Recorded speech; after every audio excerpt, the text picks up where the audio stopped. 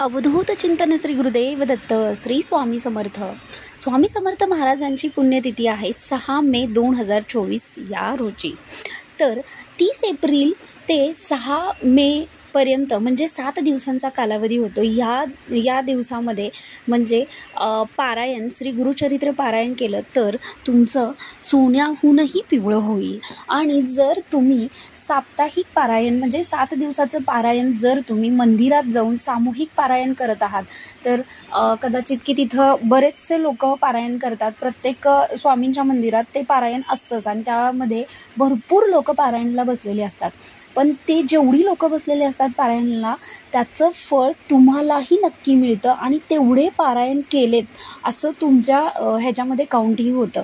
जसं की आपण 1 पारायण करतो, 2 पारायण करतो, 3 पारायण करतो, तसेच तिथे बसलेले असतील 10, 12, 20, 25 अशी लोक असतील तर तुमचे तेवढी पारायण घडली जातात.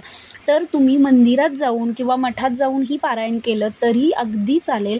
आणि नसेल शक्य तुम्हाला तर तुम्ही घरीही हे पारायण करू शकता. जर तुम्हाला गुरुचरित्र पारायण वाचणं शक्य नसेल तर तुम्ही स्वामींचं सारामृत याचंही पारायण तुम्ही घरामध्ये करू शकता.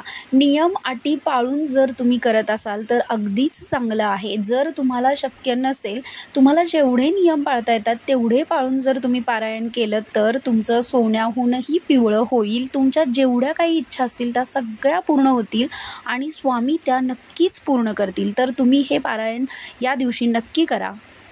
आणि पारायण करताना मनामध्ये कोणतीही शंका कुशंका येऊ देऊ नका. जसं तुम्हाला जमतंय तसं करा.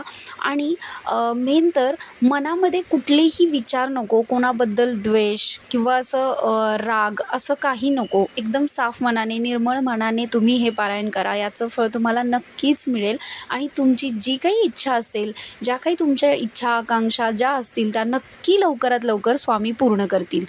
तर सर्वांनी पारायण नक्की करा. सर्वात प्रभावी सेवा म्हणजे पारायण करणे ही आहे. आणि जेवढं तुम्हाला जमेल तेवढं नामस्मरण करा. श्री स्वामी समर्थ, श्री स्वामी समर्थ, श्री स्वामी समर्थ असं 7 दिवसांमध्ये तुम्हाला जेवढं जमतंय तेवढं नक्की करा. धन्यवाद.